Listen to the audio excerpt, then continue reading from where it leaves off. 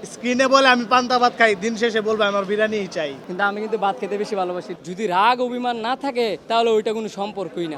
কন্টেন্টের টাকা দিয়ে গাড়িটা কিনছি, মাসে ইনকাম করি 3 থেকে 4 লাখ 5 লাখ। এখন আমি যদি 44 লাখ টাকা ইনকাম করি, এটা যদি আমি সরাসরি বলি, কেউ কি আমার টাকা ছিনে নিতে পারবে? কারণ আমরা 3 বন্ধু ব্ল্যাক টাইগার না, বলতে গেলে ব্ল্যাক মানুষ। আমরা টাইগার না, পশু না, মানুষ।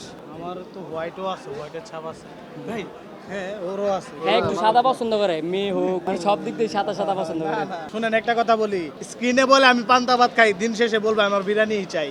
আচ্ছা, কিন্তু আমি কিন্তু ভাত খেতে বেশি ভালোবাসি। এটা মানুষ কিনা জিগা রাগ হবে নাকি লিগা? এই যে এর সাথে আমার 1 বছরের গ্যাপ গেছে, এর সাথে আমার 1 বছরের গ্যাপ আছে। রাগ না হইলে কি বন্ধুত্ব বাড়ে? বন্ধুত্বের গভীরতা বাড়ে না। রাগ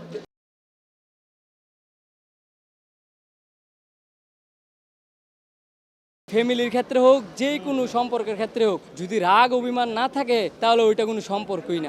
আসলে আমরা তো 4-5 বছর ধরে কন্টেন্ট করতেছি, কন্টেন্টের টাকা দিয়ে গাড়িটা কিনছি। মিথ্যা বলার মানুষ আমি না, আমি যা বলি সত্যি বলি। কারণ আমি যদি, যেমন 44 লাখ টাকার কথা মানুষ স্ট্যাটাস দিয়ে বলছে, এখন আমি যদি 44 লাখ টাকা ইনকাম করি, এটা যদি আমি সরাসরি বলি, কেউ কি আমার টাকা ছিনে নিতে পারবে? কেউ পারবে না। কিন্তু এটা ভুয়া নিউজ দেওয়ার দরকার আছে কি? গাড়ি একটা কিনছি 20 লাখ টাকা দিয়ে, আর মাসে ইনকাম করি 3 থেকে 4 লাখ 5 লাখ। এর বেশি আমরা ইনকাম করতে পারি না, এটা সবাই জানে। আপনারা অযথা গুজব ছড়ায় কোনো লাভ নাই। সানি ভাই ফ্ল্যাট কিনছে, ওইটা একটা প্রমোশন ছিল কিনা দাদা ভাই?